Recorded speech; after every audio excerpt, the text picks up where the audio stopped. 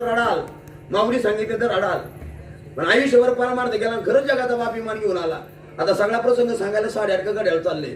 पण ज्या दिवशी पाहुणे घराची आजी आली ऋषिकेची, तुकोबाने विनंतीच केली होती सगळ्या लोकांना, हा तुम्ही सनकाधिक संत म्हणवी कृपावंत, एवढा करा उपकार, सांगा देव नमस्कार. संतांचा निरोप कळायला वेळ झाला. तिथं जीवना वेगळी मासुनी ताई सातुका तळमळी एवढी भेट. मग त्यांनी गरुडाचे पायी ठेवी वेळोळी. अरे गरुडा देवाला घेऊन येईना, पाय लक्ष्मीच्या हाती. लक्ष्मी आहे म्हणे देवाला झोप लागली. तू का म्हणे शेषा जागे करा ऋषिकेशा.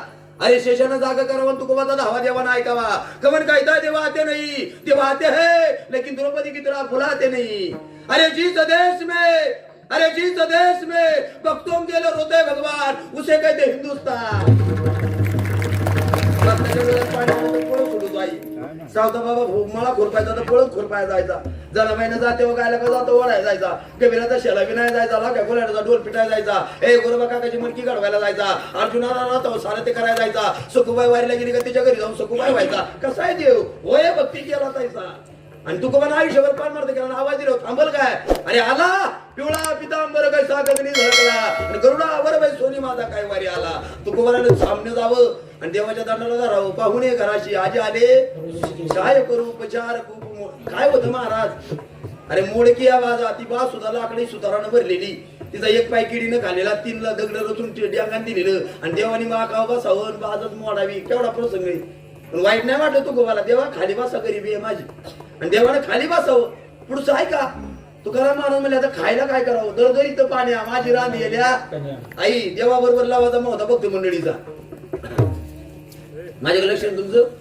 हा मला माहित होतं पोरं जाणार तेव्हा त्यांचं आधी सांगून घेतलं. मी कडे हुशारी त्याला 2-3 मुद्दे चांगले तरी सांग. हा माझ्याकडे लक्ष द्या, लक्ष द्या. या वयात ती बसली तेवढंच कौतुक आहे महाराज, चांगलं छान आहे. निरंजन बाबा देवा आला होता, आणि तुकाराम महाराजांना प्रश्न पडला देवाबरोबर भक्त मंडळीचा लावाचा मोहता. काय करायचं गरीबी घरात काय होतं. मग दरदरीत पाण्याने माझी राहते आल्या. हा कोण म्हणतं ज्वारीच्या कान्या, कोण म्हणतं तांदळाच्या, पण खीर भात केला होता देवाला, अशी पातळ खीर. देवाने 2 बऱ्या कान्या खाल्या बरं का. एक द्वापार युगात विदुराच्या घरच्या कान्या खाल्या, आणि कलियुगात जगद्गुरु तुकोबाराच्या घरच्या. पण देव भावाचा भोग केला. त्याने शबरीच्या घरात बोरं खाली, विदुराच्या घरात कान्या खाल्या, विदुर काकीच्या साली खाल्या. बरोबर आहे का सगळं. ज्या वेळेला तो कान्या खायला बसला ना, महाराज तुकोबाराचं प्रेम होतं. ते देवाला असं ताट वाढलं. ते ताट होतं पत्रावळ. काय होतं, काय होतं घरात चांदीचं सोन्याचं प्लास्टिक कशाचं ताट नव्हतं. पत्रावळ पाण्याचं वाढलं होतं. आणि जुना काळ चांगला होता. पत्रावळ पान काय होती, झाडाच्या पान. बरोबर आहे का. किडीची पत्रावळ 1 नंबर. त्याच्यानंतर पिपळाच्या पानाची पत्रावळ आली. पिपळाच्या पाना सुद्धा डावरे पाटील इतका गुणधर्म आहे. त्या पिपळाच्या पानाची जर पत्रावळ असेल साधी, तिच्यावर जर गरम भाग वाढला, तिच्यातली जर ऊर्जा त्याच्यात गेली, ती उष्णता, आणि ती ऊर्जा आपल्या पोटात गेली का आपल्या मेंदूची कॅपॅसिटी वाढत. एवढी पिपळात ऊर्जा आहे. पिपळा देवऋषी कोणाच्या दारात येत नाही बघा. माऊलीच्या दारात काही ते पिंपळाला कधीतरी महाराज तू चंद्र सूर्य आहेस पर्यंत नाही, तो येतो बरं चंद्र सूर्य असणार आहे, हे ध्यानात ठेवा. एवढं महत्व आहे त्या पिंपळाचं. मला लई नाही लांब व्हायचं, पण जुना काळ होता ती पत्रावळ राहायची पानांची सपाट, फोल्डिंग नव्हती. आता वाकड्या तिकड्या 5 पाकून असं आल्या का नाही. मग ते तुकाराम महाराजांनी ती पत्रावळ वाढली, आणि महाराजांना वरगळ कडी होती वाढली. ती कन्यांच्या होती. आई राहील का रे ते पानं. तुम्ही आठवा ना जुन्या काळात गरीबाचं लग्न असायचं. आपण सगळे गरीब होतो. पुढे कार्यालयाला लग्न नाही, खुर्चीवर जेवण नाही, काय नाही. ते वावरात बसायच्या पंक्ती, आणि वावरात पंक्ती बसली पाताळ जर आमटी असली तवाही सपाट पान होतं, आणि ती आमटी इकडे तिकडे जायला लागलं तुम्ही मातीचं आळ करायचं. आठवा केले आपण. देवाने काय केलं बघा. आता ते घरात जेवाय बसला होता, वरगळभर आमटी होती, वाढली कन्या, आणि त्या लागल्या पळाया. पण देवाचा भाव किती गोड राहतो. भावाने वाढलं का त्याला आवडतं. त्यांनी हाताचं आळ केलं. हाताचं एका बाजूने आळ केलं महाराजांनी, अजून एक वरगळ वाढलं, आणि 2 वरगळे त्याच्यावर ते थांबत का दुसऱ्या बाजूने पळाया. देवाने दुसरा हात लावला, आणि दोन्ही हात देवाचं जावं असं आळ कराय गुतलं, आणि महाराजांनी वाढावं. खायचं कसं काय. देवाच्या डोळ्यात पाणी आलं. तुकोबाचा भाव पाहिला, आणि जगाचा बाप चतुर्भुज झाला. 4 हातात देवाने केलं, 2 हाताने देव जेवला. याला म्हणायचं प्रेम. महाराजांनी राहून घेतलं. देवा सकाळ जाऊ बघा कसं काढते. सकाळ झाल्यावर देवानं म्हणावं तुकोबा चला आपल्याला उशीर झालाय. आमच्या महाराजांना म्हणावं देव पांडुरंगा मला एकट्याला नाही यायचं, मला अख्खा देव गाव न्यायचं. याला म्हणायचं संत हंकारोनी सांगे तुका. अख्ख्या गावात जाऊन सांगत होता देव आलाय, देव घ्या कुणी, देव घ्या कुणी. ऐता आला कुणी आलं नाही. मला आश्चर्य या गोष्टीचं वाटतं डावरे पाटील. ज्या गावातल्या पाटलानं तुकाराम महाराजाला गावात राहू दिलं नाही, कोपला पाटील गावाच्या बाहेर काढलं. ज्या लोकांना शेणाकार्यानं मारलं, जी लोक याला तुक्या म्हणायची आणि तेच तुकाराम महाराज म्हणले याला सगळ्याला वैकुंठाला न्यायचं, याला म्हणायचं लोक येईन आपण देव म्हणायचे तुका वाचायला निघायचंय. नाही देवा आता का नाही होळी जवळ आली, दशमीला देव आला होता आणि 5 दिवसावर होळी. आमच्या लोकांना होळीची पोळी लय आवडती, पोळी खाल्यावर लोक येतील थांबा ना देवा. आणि देवाला आग्रह करून थांबवलं आणि होळी जर पोळी झाली तरी लोक येईना. आणि मग तू बऱ्या म्हणले बाबा हो आम्ही जातो तुम्ही हा वाढ वेळ झाला, किती वेळ झालाय देव उभा आहे. माझा मुद्दा संपला मंडळी, माझा मुद्दा संपलाय. माझ्याकडे लक्ष आहे तुमचं सगळ्यांचं, एवढं प्रेम तुकोबाचं. आणि देवाच्या शेजारी बसावं आणि जाताना सुद्धा सगळ्यांना आपली विनंती करून जावं. आणि त्यांचं वैकुंठ गमन झालं आणि ही बातमी जगात पसरली, महाराज वैकुंठाला गेले. तेव्हा सगळ्यात मोठं दुःख झालं होतं त्यांच्या मुलीला. जगद्गुरु तुकोबाराची मुलगी भागीरथी नावाची येलवाडी दिली आणि भागीरथीला आपला बाप गेला कळालं आणि भागीरथीनं दावा केला महाराज बाबा गेले कोणा भागीरथी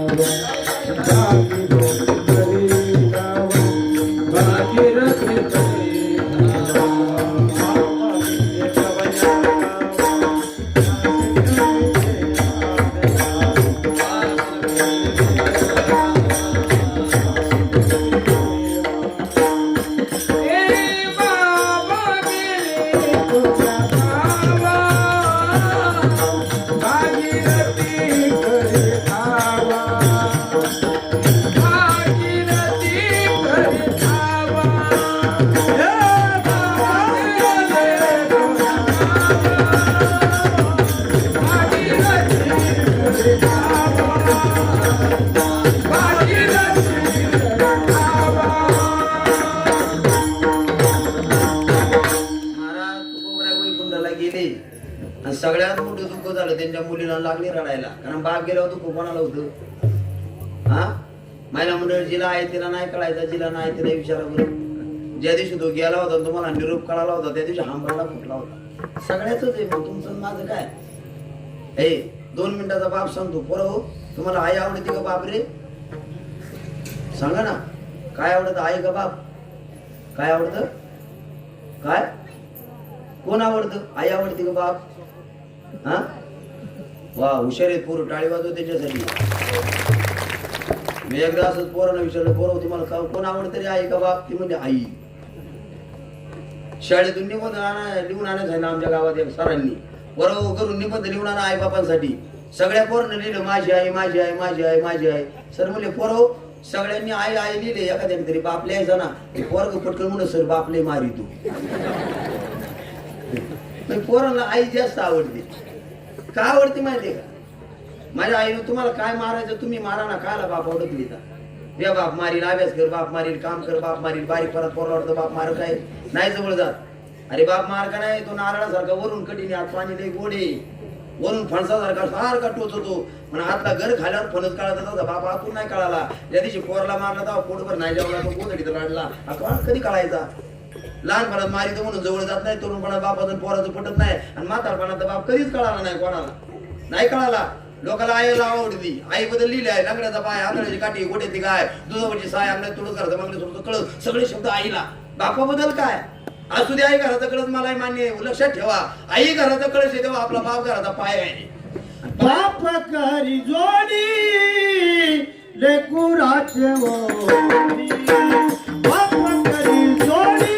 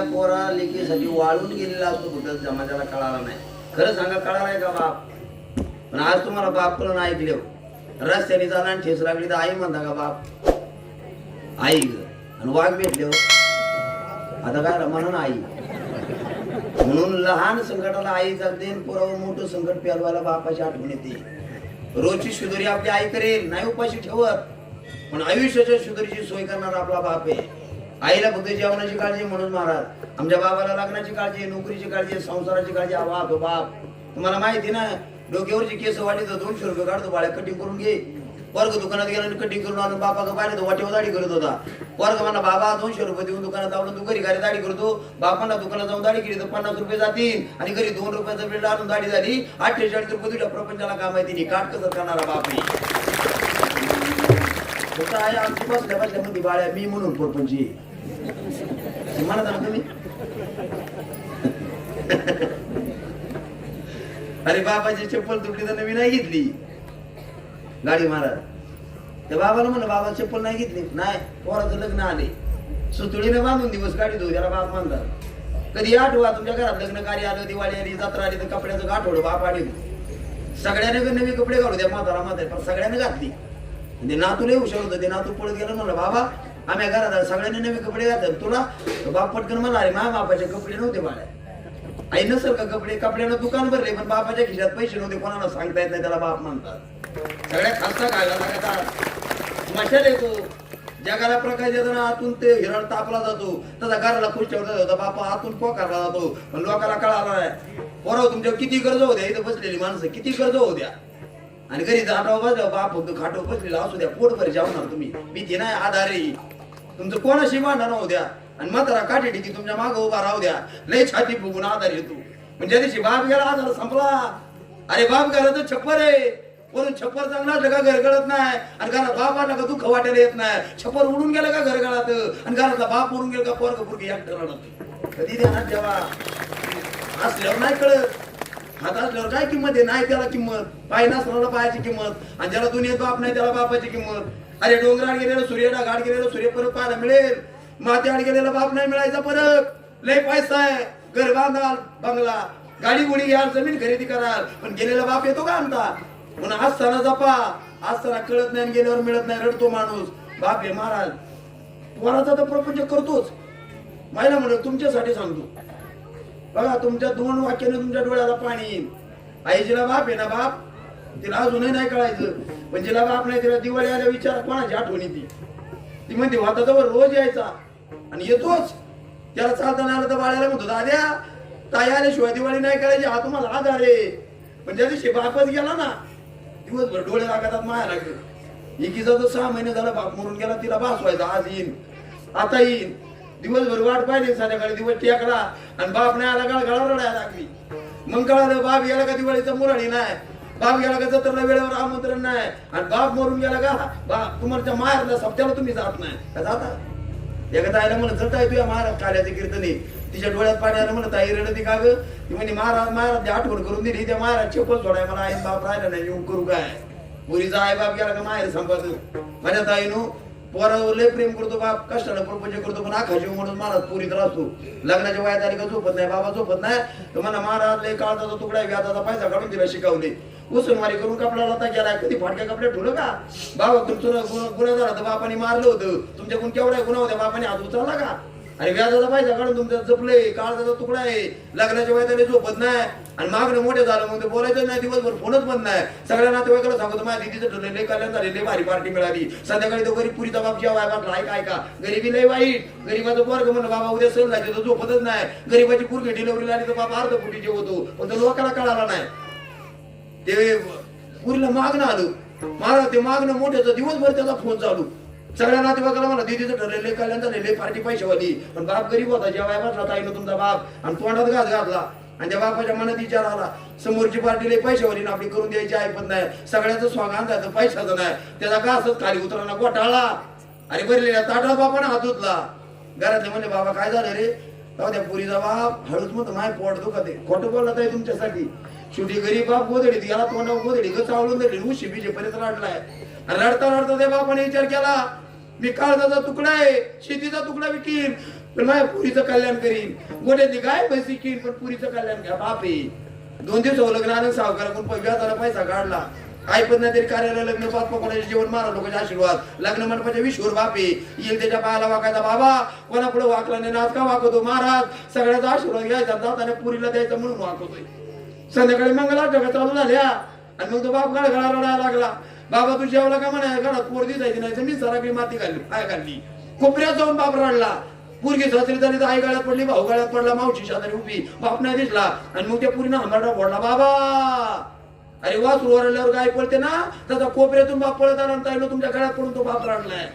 असताना नाही कळाला तुम्ही सासरी गेल्यावर तो जेवला नाही उपाशी झोपला. एक करा माझ्या लेकराचं वाक्य आयुष्यभर काळजात कोरा. तुमचा बाप कधी जर ऍडमिट केला आणि तुम्हाला फोन आला भावाचा भाच्याचा ताई आपला बाबा ऍडमिट केलाय कारण त्याच ताईने म्हणायचं नाही मला लय काम आहे आजचं काम उद्या कर बाप परत नाही. 8 दिवस झालं तो जेवत नव्हता. ताईला बोलवा आणि तुम्ही दवाखान्याच्या दारात जाऊन बघा. 8 दिवस डॉक्टरचा गुण आला नाही पण पुरीला बोला बाप उठून बसलाय प्रेमी. मिरची भाकरीचा एक घात खाला 2 महिन्याचं गल आणि संधी मिळाली नाही तर भागीरथीचा जसा गेला ना तसा रडाल.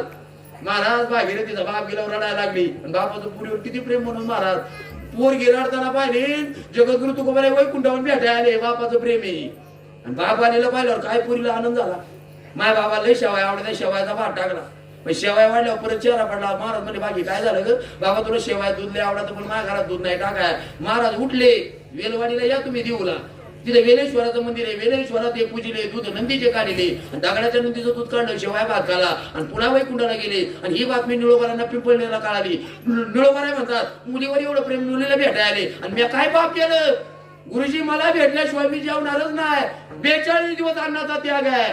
42 दिवस अन्नही खाल्लं नाही पाणी पिले नाही. भजन तुको भरायचं साक्षात जगाचा बाप भेटायला आला. निळोबा ओ निळोबा मी आलो बघ. निळोबाने डोळे उघडले पाहिलं तर साक्षात पांडुरंग परमात्मा. निळोबाने उत्तर दिलं देवा प्रातिल्या वाचो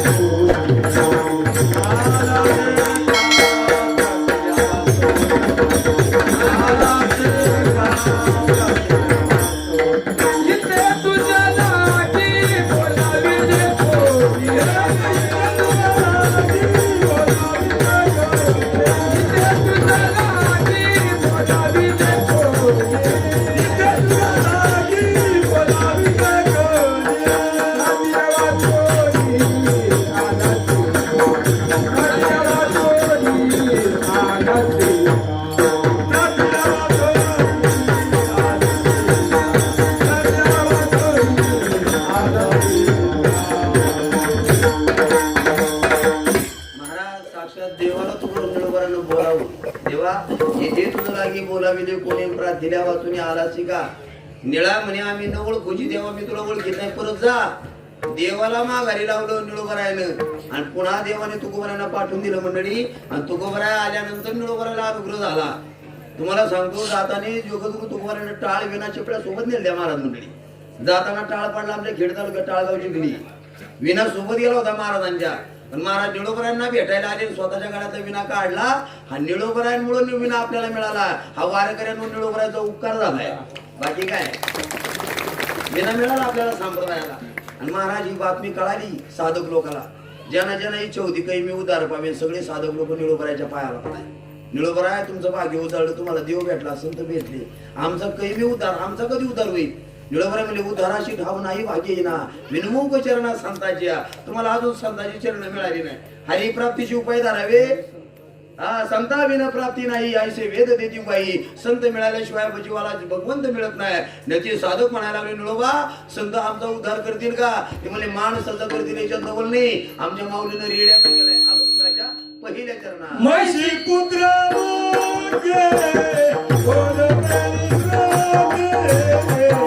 म्हशी पुत्र मुखे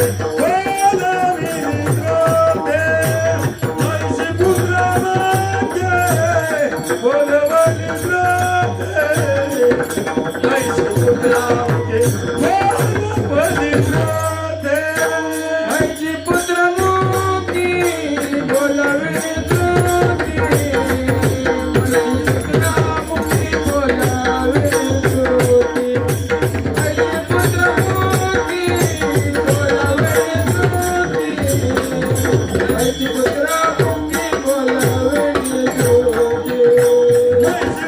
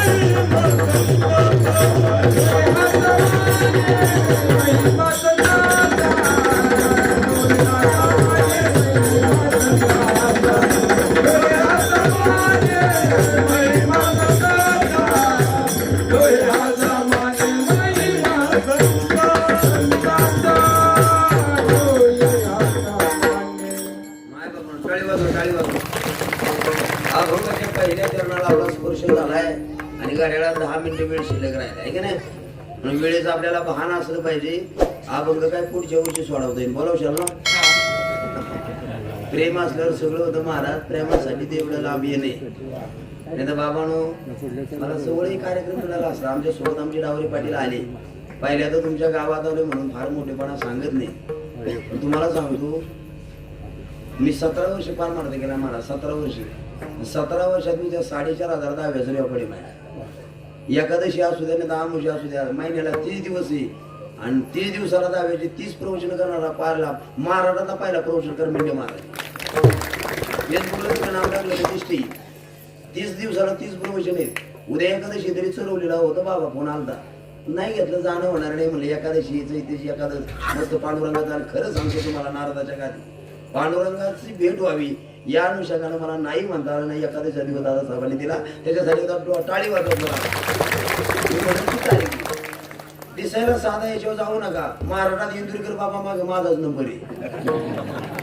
आमच्या खेडे मला प्रति इंदुरीकर म्हणतात. आमच्या सोबत आलेली माणसं आहे. म्हणून एका प्रवचनात आणि एका कीर्तनात का माणसाची उंची कळणं फार अवघड आहे. 1-2 तासाच्या उंचीनं काय कळतंय. म्हणून अभंग आभार मोठा आहे. महिनाभर घेतला तरी तो संपणारा नाहीये. 10 मिनिटे वेळेचं भान ठेवूया. सगळ्यांना हात वर करा बघा सगळ्यांना. हा आणि आम्हालाही फार आनंद आहे. रोज गावाकडे सांगतो का आपलं गाव पंढरपूर वाटलं पाहिजे. काय माझं परम भाग्य असेल आज पंढरपूर क्षेत्रामध्ये मी कीर्तनाला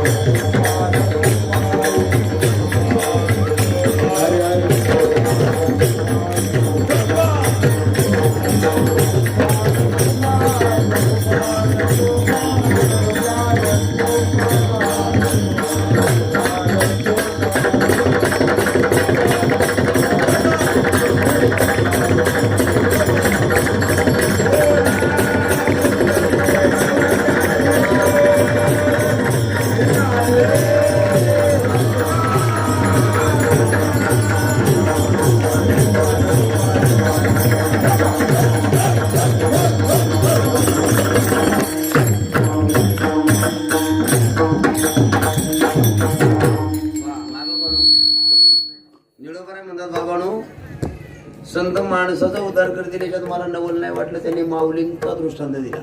म्हैशी पुत्रा मुखे बोलवणे श्रुती आणि चालविणे भिंती वैसुनी. आता म्हशीचा पोरगा रेड्याच्या मुखातून माऊलीने वेद बोलवला, पण माऊलीनं रेडा का बोलवला एवढाच अर्थ सांगून मी थांबणार. सांगून आई का बोलवला असेल माऊलीनं रेडा?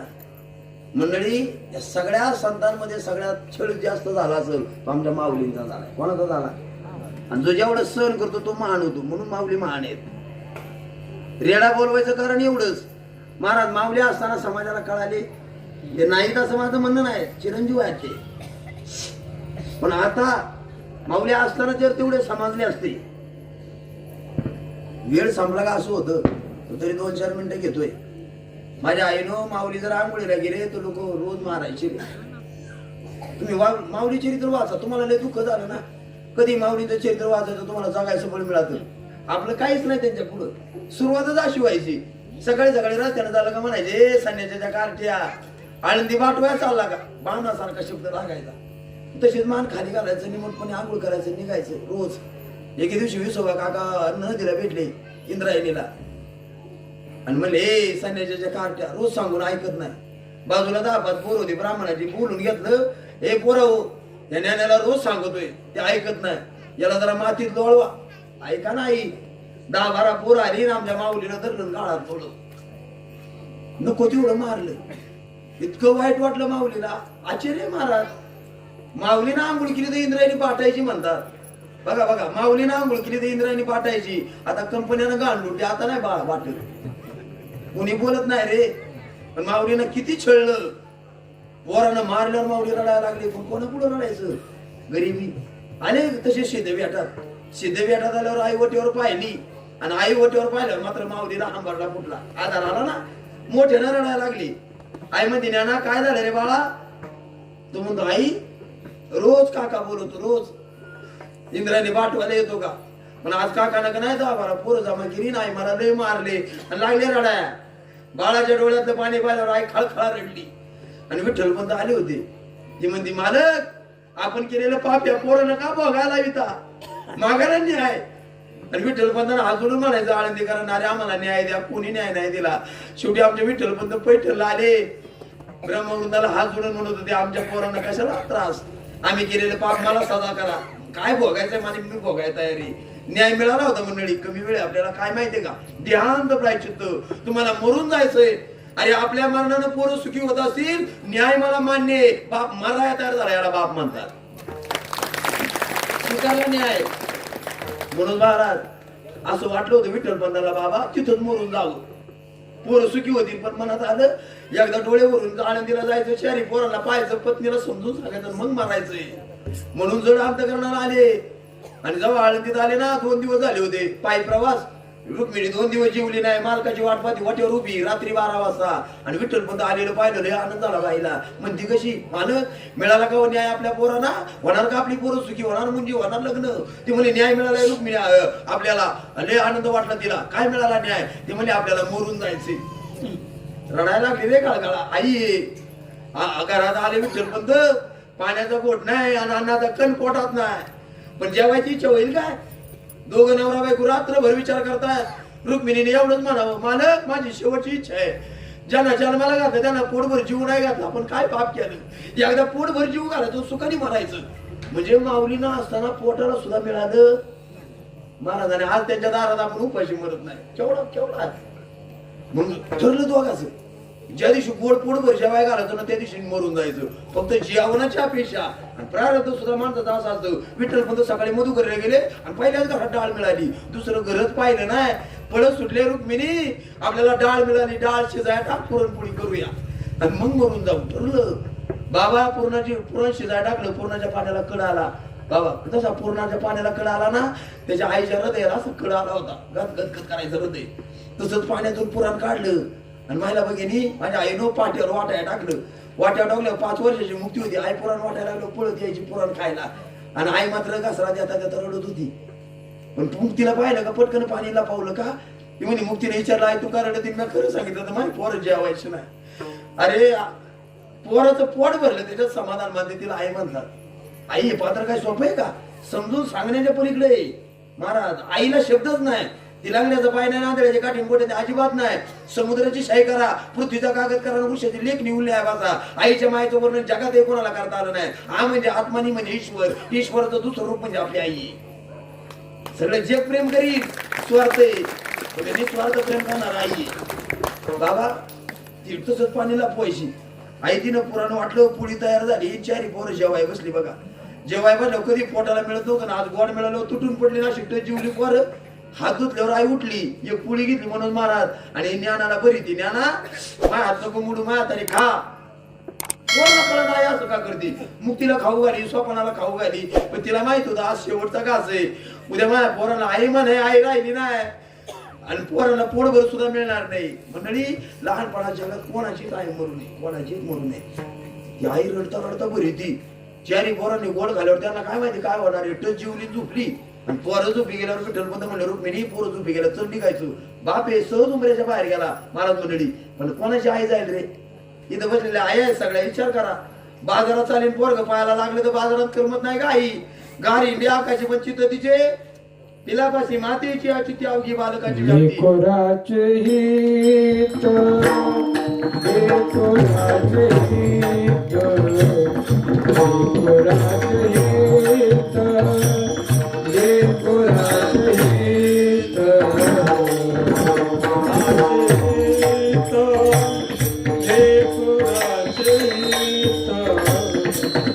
लेकराचे हित.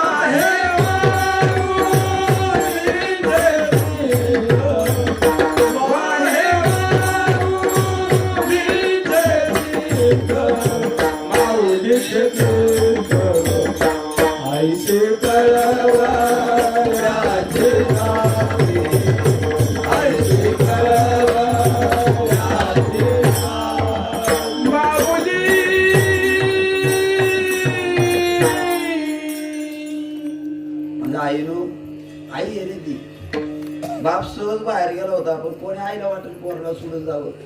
दारात जायची दारात आणि दारात गेली घरची आरती गुलाबाच्या फुलासारखी पोर आठवायची आणि पायर पाऊल न टाकायची, माग फुलं सुटायची. एकदा आली, दोनदा आली, चारदा आली. विठ्ठलपंत म्हणले रुक्मिणी अगं आपल्याला उशीर होतोय चल ना. एका बाजूला मालकाचा आवाज आहे आणि अख्खा जीव पोरात गुतलाय. माझ्या आईनं तिची काय अवस्था असं. आणि मग त्या आईने विचार केला काय माहितीये का, ती म्हणजे या चार पोरात माझा ज्ञाना लय हुशारी. त्याला जाग करायचं, समजून सांगायचं, मग निघायचं. बघा कोणाची आई असू द्या, ज्यांची आई मरून गेली ना त्याने आठवा. मरताना तुम्हाला बोलून घेती हे दादा बारक्याचा प्रपंच वाया गेलाय त्याच्याकडे लक्ष ठेवू. माझ्या ताईला लय सासूरच आहे, तिला विसरू नको. सगळं शहाण्या पोराला सांगणं मग मरण ती आई आहे. म्हणजे ज्ञानाला जाग करू. माघारी केलं ना ज्ञान. हे दादाच्या तोंडावरची गोधडी अशी बाजूला केली ज्ञान दादाच्या आणि गुलाबासारखा चेहरा पाहिला. जे सांगायचं राहिलं आणि कळकळा आई रडायला लागली. डोळ्यातलं पाणी माऊलीच्या गालावर पडलं, माऊलीच उठली.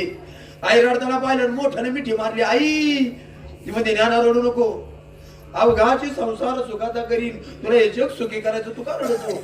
माय तू का रडती सांग ना. ती म्हणली बाळा आम्ही निघालो कुठं, ते अंत मरून जायचंय. आई मरून जायचं म्हणल्यावर परत मिठी मारली लागले रडाया. आई म्हणते ज्ञाना अरे खरंच रडू नको.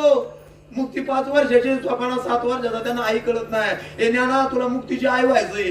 आईच्या मुखातला शब्द ऐकला, ज्ञानाबाई माझी अनाथाची माया, ज्ञानाबाई माझी अनाथाची माया.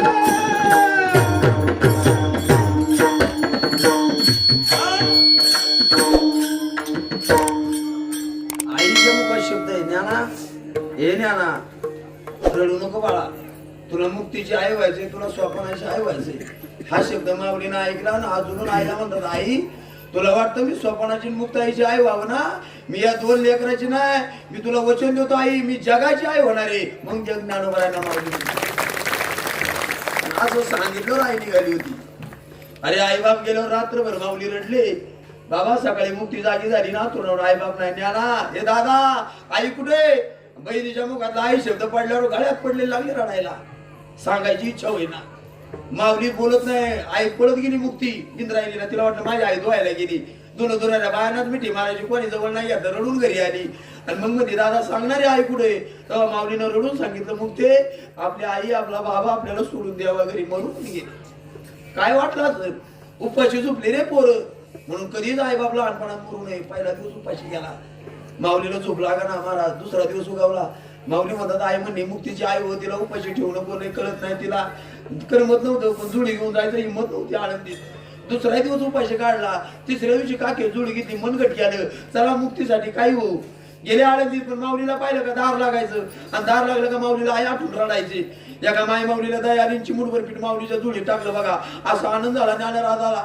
आता माझ्या मुक्तीला मी भाकर करून घालणार रे आईचं म्हणणं पूर्ण होणार पळत चालले घरी पण वाटत विसोबा काका भेटले हिसकून घेतली जुडी हे संन्यासाच्या कारट्या आळंदी पाठवायला गेला कुणी वाढली मिळालेलं पीठ उलटी जुडी केली मातीत टाकली मातीत टाकलेलं पीठ भरती त्या विसोबा काकानं चपलेनं तुडवलं आणि मग मात्र माऊलीच्या हृदयाच्या ठिकऱ्या झाल्या आई म्हणली मुक्तीला आईची माया दे आज मला मुक्तीला जीव घालता येत नाही मला जगायचंच नाही सिद्ध बेटात आले ताटीला दरवाजाच लावला ऐका आणि गळगळा रडत होते 5 वर्षाची मुक्ताईनं पाहिलं फटीतून दादा रडतोय मुक्ती म्हणते दादा अरे योग्यानं रडायचं नसतं योगी कसा असतो महाराज योगी पावन मनाचा योगी पावन मनाचा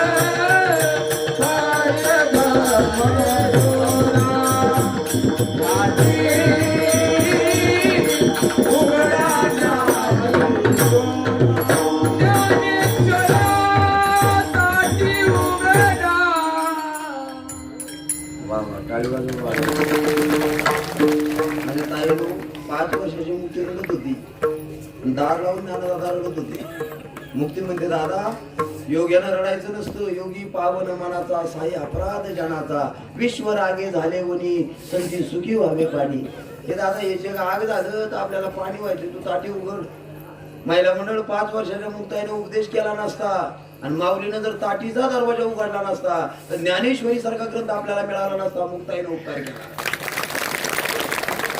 ताटी उघडून बाहेर आली मुक्ते आई बाप गेले तरी लोक आपल्याला चांगली वागणूक देत नाही चल आपण पैठणला जाऊ आणि मग निवृत्ती ज्ञानदेव सोपान मुक्ताबाई 4 भावंड पैठण आली तरी ती लोक म्हणले कुठून आला ते म्हणजे आळंद देऊन काय नावं ठेवली ते म्हणजे निवृत्ती ज्ञानदेव सोपान मुक्ताबाई एक म्हणा नावात काय याचं नाव नेण्या आपल्या पाखारीला झुपलेला रेडा आहे त्याचं नाव नेण्या माऊली म्हणजे तोही माझा आत्मा शेरी आत्मा एक सर्व घडी रामध्ये आले त्यांनी रेड्याच्या पाठीवर चाबक मारला वळ माऊलीच्या पाठीवर उमटला ती मुक्तीमध्ये अरे मारू नका आमच्या माऊलीची पाठ काळी निळी झाली एक जण म्हणला तुम्ही बंगाली विद्या शिकून आला लय छेड महाराज सामान्य नाही आणि मग म्हणजे हा एवढा बोलतो तो रेडा बोलल का तेव्हा माऊलीनं हात ठेवला आणि महान नाथ बाबाने अभंग लिहिला रेड्या मुखी वेद बोलविला गर्भ तुझ्यांचा हरविला पण लोक पुन्हा छळ लोक म्हणले रेडा म्हणजे म्हशीचा नाही रेड्या नावाचा माणूस होता त्याच्याकडून माऊलीनं बोलावला होता केवढा आक्षेप निळोबराने एक्सरण झालं नाही. नागबाबा 12व्या शतकात अभंग रेड्यामुखी, पुन्हा 16व्या शतकात निळोबरांचा अवतार. निळोबरा म्हणजे लोकांची शंका काढून टाकायची. मग त्याने अभंग लिहिला महिषी पुत्रापुकी, म्हशीचा पोरगा रेडा. आता त्याच्यात बदल नाही. हा आता रेडा बोलला बी तर पुढल्या वर्षी चालू आपण आहे का नाही. महाराज येता येता चांगदेवाला भेटून आले. त्या चांगदेवाला गर्भ झाला, वाळंदीत भेटायला आला तर सकाळची वेळ. मुक्ती म्हणते दादा सांगे आलाय, काय तिचा अधिकार. दादा म्हणे घाबरू नको, तो जरी वागावा आला तर काय टेन्शन किती. चाल विली जळ भिंती हरली चांगली याची. पहिल्या प्रमाणात अर्थ आपल्यापर्यंत पोहोचलाय. दुसऱ्या प्रमाणात नामदेवराला रंगवले. नामदेवराच्या हातून देव प्यावं, दूध प्याला. फिरविले देऊळी जगा माझी घेते नामदेव हाती दूध प्याला. तिसऱ्या प्रमाणात निळोबरांना तुकोबराचं चरित्र द्यायचे. रामेश्वर शास्त्री कोण, तुकोबराय कोण, गाथा पाण्यात काय गेला, करला कसा, हे सांगायला 2-4 कीर्तन होतील. जाऊ द्या. त्यांच्या संगतीतला रेडा उतरला, त्यांच्या संगतीची भिंत चालली, त्यांच्या संगतीचा देव जेवला आणि तुकोबराचा हात लागला तर निर्जीव गाथा पाण्यात तरंगला. आपण सजीव आहेत. निळोबरा म्हणजे आपला उद्धार होणार नाही. याच्यात नवल काय, अभंगाच्या शेवटच्या चरणात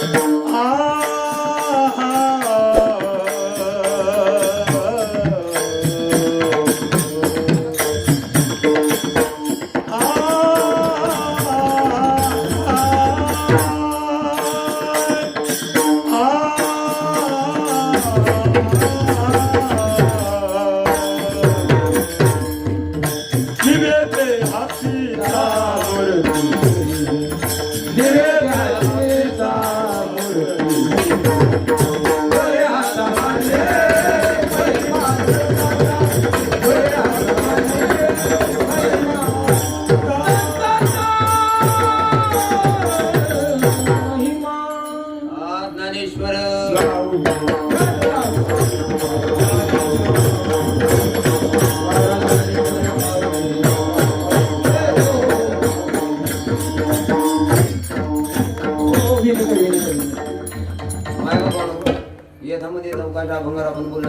तारखेला 9:10 झाले. ती जास्तीची किती दिलगिरी व्यक्त करतो. बोलता बोलता एखादा चुकीचा शब्द जाऊ शकतो, वागता येतो. माणूस चुकीचा पुतळा आहे, तो माझा मला परत करा. का ताण याचे लागता झटे मग अधिकची पाना फुटे. गावरान गायचं वासरू प्याय सोडलं तर ढुसण्यात येतं, पण आईला प्रेम वाटतं तसं वेळ वाकलं बोल नाही. मायबापाचा अंत कर माफ कराल ते चांगले, मात्र ज्ञानोबा तुकोबाने बोलून घेतले. प्रसाद आहे, जतन करा, चिंतन करा, मनन करा. देव तुमचं कल्याण करू, चांगलं वागा आणि चांगलं जागा. ऐका माझ्यापेक्षा वयानं ज्ञानानं तुम्ही फार महान असता, पण ही नारदाची गादी म्हणून 2 वाक्य काळजातच करून घ्यावा. नाही कोणाचं आपल्याला चांगलं करता नाही करायचं, पण आपण कोणाचं वाईट नाही करायचं. उठल्याबरोबर आंघोळ झाली का रोज देवपूजेचा नियम ठेवा. ज्ञानेश्वरी 5 तरी वाचा, कागोदाच्या 5 डब्यावर रोज वाचा. संध्याकाळी झोपताना हरिपाठ तरी करा. कामामध्ये काम काही म्हणा, भजन करी जीवन जगा. कपाळाला गंधाला बघायला तुळशी माळ घाला, आषाढी एकादशी वारी करा. देव देश धर्मासाठी जीवन जगा. परोपकार करा, तीर्थयात्रा करा, अन्नदान करा. काहीच करतात नाही. मायबापाची सेवा करा. आणि माझे तरुण मित्रांनो, माझ्यापेक्षा वयानं मोठे असाल तर मी हात जोडेन. माझ्यापेक्षा लहान आहेत काही, त्यांना भावासारखं समजून सांगतो. जीवन जगत असताना निर्व्यसनी जगा. हा फार कष्ट केलेले आहेत आपल्या आईबापान. रात्रंदिवस राब शेतात राबतात. निरंजन दादा राब राबतात आपले आईबाप. आणि जर आपली तरुण पोरं व्यसन करायला लागली तर आईबाप जोरून मारतात रे. पोरगा जर व्यसन करून आला, आता आईबापाला ताकद राहिली नाही, कमवायची शक्ती राहिली नाही, पोरा पुढे बोलता येताना शेवटीला गोधडी काढल्याशिवाय पर्याय राहत नाही. म्हणून माझं शेवटचं वाक्य ऐका. पंढरपूर सारख्या क्षेत्रात मी कीर्तन करतोय, म्हणून माझं लेकर ऐका. शेवटचं वाक्य, अरे मग पिओ प्याला शराब का, अरे मग पिओ प्याला शराब का, आधी रात में उतर जाएगा, प्याला पिओ हरिनाम का, पूरी जिंदगी सुधर जाएगी. आयुष्याचं कल्याण होईल. गेली 4 वर्ष झालं आपल्या सप्ताहाची सुरुवात आहे. योगायोगानं या वर्षी कीर्तनाची संधी मिळाली. देवाच्या मनात असेल वारंवार येण्याचा प्रयत्न करूया. तुमचं असणारं प्रेम असंच असेल अशी अपेक्षा ठेवतो. माझ्यासोबत आलेले खऱ्या अर्थानं आमच्या तालुक्याचे वारकरी संप्रदायाचं वैभव गणेश शेठ डावरे पाटील असतील, रुपेशदादा सावंत असतील, योगायोगानं पकवाद्या सुद्धा आमच्या तालुक्यातून आले. निरंजन दादा टेमगिरी गेली 2-4 वर्ष प्रेम. याच्यावरून मला अंदाज येतो की एकदा गाव सोडलं का तुम्ही काय सुनीत. पुढल्या वर्षीची अपेक्षा ठेवतो. का जरी माणसं साधी असली, डावरे पाटील आनंद या गोष्टीचा आहे. लहान लहान पोर आहेत बघा, 15 मिनिटं घड्याळ पुढे गेले तरी एक सुद्धा पोर हालचाल करत नाही. अरे जर या वयात ही पोर ऐकत असतील, त्यांच्या आईबापाने त्यांच्यावर केलेले संस्कार आमच्या लक्षात येतात. नाही आचार्य लागत आता शिके केले आईना जातो काय चापायची गरज नाही. एक शिप्ता आपल्याला काळात भाषेचं नाही. घराची काळ अंगणावून करते, अंगणावूनच करतं घर कसं आहे, फुलावून करतं झाडाचं मूळ कसं आहे, जमिनी उगल्या पिकावून न करतं जमिनीची ताकद काय. आणि या पोरांवरनं मला कळते गावाची संस्कृती काय. वा सगळ्या गावकऱ्यांच्या पुन्हा एकदा होतो. आणि या ठिकाणी सगळा प्रोग्राम विठ्ठल